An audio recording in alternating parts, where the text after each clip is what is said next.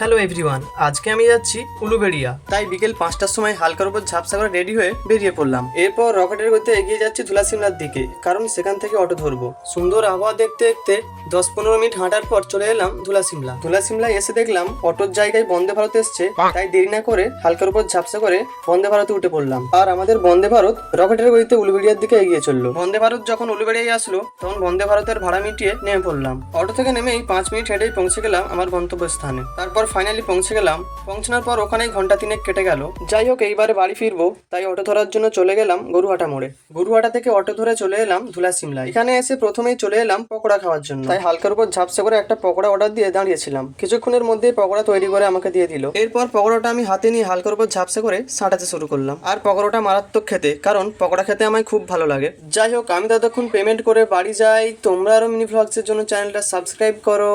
By.